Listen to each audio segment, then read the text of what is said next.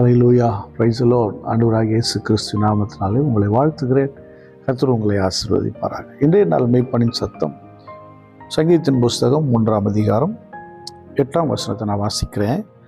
ரட்சிப்பு கர்த்தருடையது, தேவரீருடைய ஆசீர்வாதம் உம்முடைய ஜனத்தின் மேல் இருப்பதாக.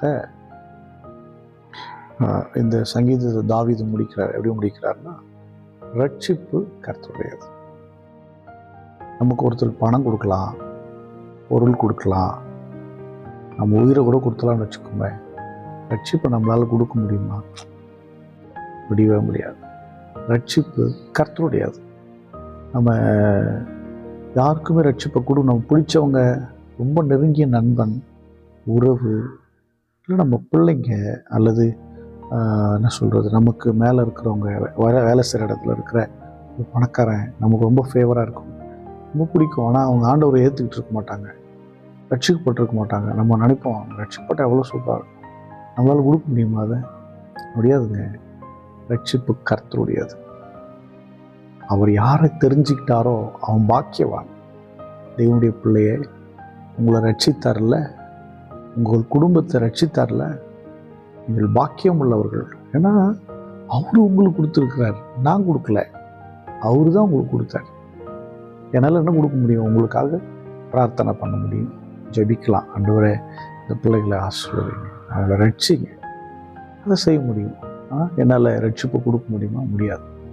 அப்போஸ்தலர் நாட்களில் எத்தனையோ பேர் அந்த யூத மக்களுக்கு விரோதமாக எழும்பினாங்க.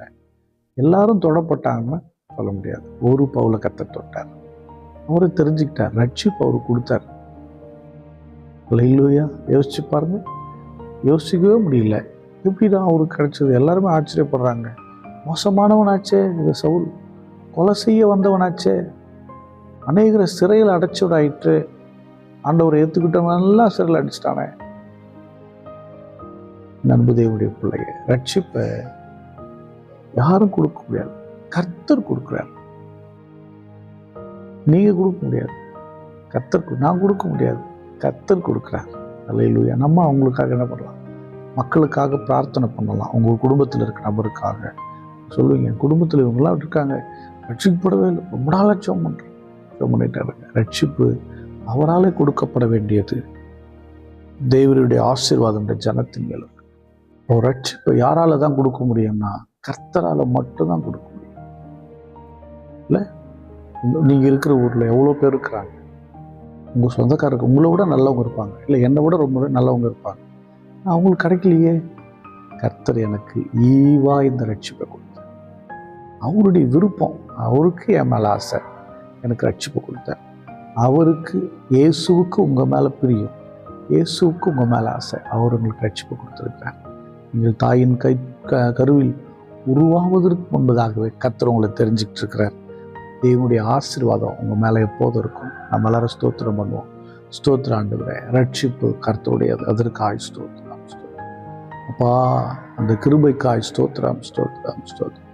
பரிசுத்த பிதாவே, உம்மை ஸ்தோத்திரிக்கிற உம்முடைய பிள்ளைகளை தாயின் கருவில் உருவாவதற்கு முன்பதாக தெரிந்து கொண்டீர். ரட்சிப்பு உம்முடையது. உம்முடைய பிள்ளைகள் மேலே உம்முடைய கரம் இருப்பதாக. ஸ்தோத்திரம், ஸ்தோத்திரம். ஆண்டவரே ஸ்தோத்திரம்ப்பா. இந்த பார்க்கிற இந்த பிள்ளைகளை ஆண்டவரே, அந்த குடும்பத்தில் யாரும் ரட்சிக்கப்படாத போது நீங்க இவங்களை தெரிஞ்சுக்கிட்டு இருக்கீங்களே, அவர்கள் வடிக்கிற கண்ணீரை நினைத்தவர்கள். ரட்சிப்பு உம்முடையது, நீ தந்தீர், அதற்காய் ஸ்தோத்திரம். உம்முடைய பிள்ளைகள் மேல உம்முடைய ஆசீர்வாதம் தங்குவதாக. இயேசு கிறிஸ்துவின் நாமத்தினால் ஜெபிக்கிறேன், ஜீவன் உள்ள நல்ல பிதாவே. ஆமென். God bless you. Bye.